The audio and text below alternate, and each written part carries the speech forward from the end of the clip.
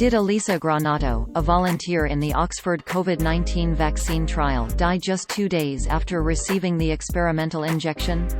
No, that's not true. Elisa Granato woke up on April 25 and read a fake news story about her own demise.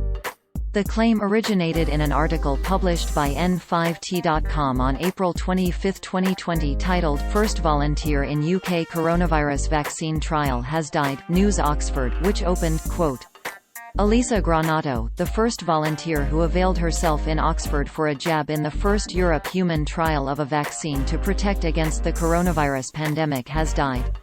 She died 2 days after the vaccine was administered," authorities have said, and added that an investigation into the cause of the death has been.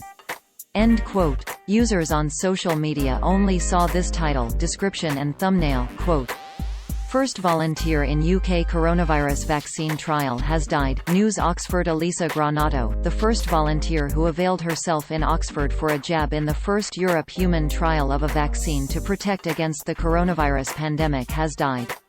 She died 2 days after the vaccine was administered, authorities have said, and added that an investigation into the cause of the death has been. End quote. Elisa Granato made a tweet to confirm that she was alive, and asked people to not give this fake news any attention. For an alternative to reading fake news, she offered a video of a kitten. Before changing her Twitter account privacy settings to "protected", she had publicly written, quote, "Nothing like walking up to a fake article on your death. I'm doing fine everyone. Please don't share the article in question, we don't want to give them attention, clicks. Have a cute cat instead." End quote. The Department of Health and Social Care also made a tweet, quote, "News circulating on social media that the first volunteer in a UK #coronavirus vaccine trial has died is completely untrue. Before sharing unsubstantiated claims online, use the share checklist to help stop the spread of harmful content. Play button https://t.co/9rafks8xm pic.twitter.com/hgg4chnlfq Department of Health and Social Care @DHSC.gov April 26, 2020. End quote. These reassurances did not prevent some people from wondering if there wasn't a cover-up. Why would Granato hide her Twitter account? Why did she post a video of a kitten instead of a more satisfying proof of life, like a video holding a newspaper? While many focused on the human target blindsided by this fake news story, few turned around to question the publisher making this claim. Almost 2 weeks earlier, on April 14, 2020, a spammer, Vita Warenki, posted a link to a N5T.com story into a New York buy-sell trade group.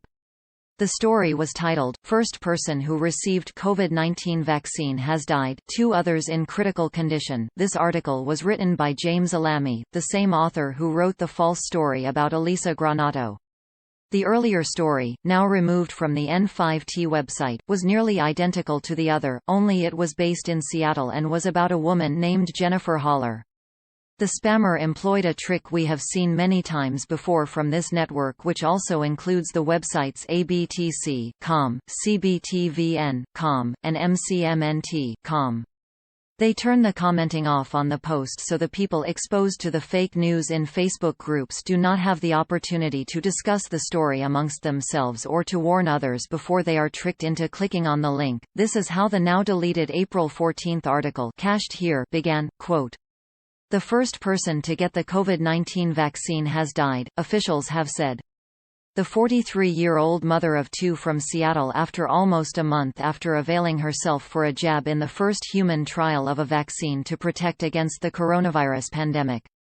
After taking the vaccine, Jennifer Haller said it was an amazing opportunity for her to do something." End quote. Quote, 2 other patients who received the vaccine are in critical condition. 4 patients received the jab at the Kaiser Permanente Research Facility in Seattle, Washington, reports the Associated Press news agency. Officials say the 4th person is being monitored against any adverse effects of the vaccine. End quote. Compare the sentence in each of the stories as the underlying health condition is introduced. When Elisa's name was substituted for the Seattle woman, the word the was left in. Quote, "Researchers who are awaiting for an autopsy to be conducted believe the Seattle woman had an underlying health condition which was not disclosed to health officials." Researchers who are awaiting for an autopsy to be conducted believe the Elisa had an underlying health condition which was not disclosed to health officials. End quote. Throughout the month of March, Vita was posting N5T.com links to a fake news story into Facebook groups around the world.